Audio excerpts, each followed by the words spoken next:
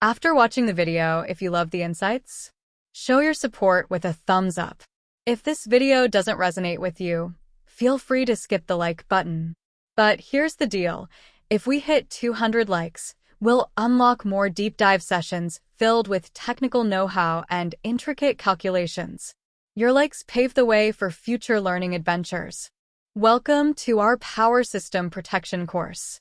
We'll kick off with an overview of numerical relaying and dive into power system faults, protection elements, and scheme features.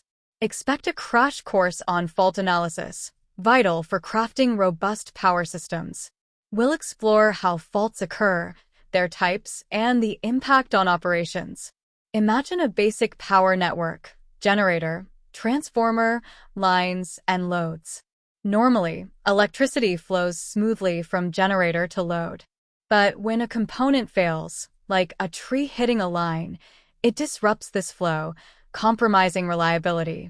Such incidents are called faults and can strike anywhere in the system: lines, cables, transformers, even generators. Causes vary from storms and lightning to equipment wear and human error. In our first lecture, we'll dissect these faults and their consequences, setting the stage for mastering protection schemes. Let's simplify fault types in power systems.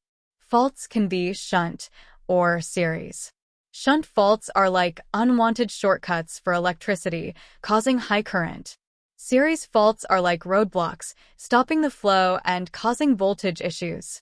Shunt faults can be a line to ground, a line to line, a double line to ground, three-phase, with or without ground. Faults can be permanent, like a dead short circuit, or transient, like a temporary touch from a tree or animal. Most faults are temporary, especially in overhead lines, while cable faults tend to be permanent. When a shunt fault occurs, it's all about the high current. Imagine a simple system: source, transformer, line, and load. Normally, electricity flows smoothly. But if a tree falls on the line, it changes the path of electricity, increasing the current dramatically. We'll focus on these high-current shunt faults and how they affect our power system. High fault currents are a big deal. They can seriously damage our power system. Here's why. Fault current, IF, can be much higher than normal current, IN, leading to overheating. This heat, H, can harm system components, with the risk increasing the longer the fault lasts. But it's not just about equipment damage. A live wire on the ground can be dangerous to people and even cause fires, especially if it involves a transformer with flammable oil. Stability is another concern. Faults can upset the balance between power generation and consumption, potentially causing generators to speed up and destabilize the system. Voltage dips from faults can also disrupt power quality and affect how well our devices work. In short, quick fault clearing is crucial for safety, stability, and keeping the lights on without costly damages or downtime. Faults in power systems are like hiccups. They happen. While we can't avoid them completely, we can minimize them with good maintenance.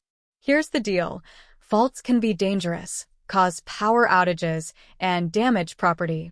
That's why having a strong protection system is crucial for keeping our power supply safe and reliable. When a fault hits, it's like a storm in the system. Currents surge, voltages drop, and everything gets a bit chaotic. It's important to fix faults fast to prevent damage and keep our power stable. In our next session, we'll dive into protection schemes, the superheroes of the power world. We'll explore their features and how they save the day during faults. Stay tuned.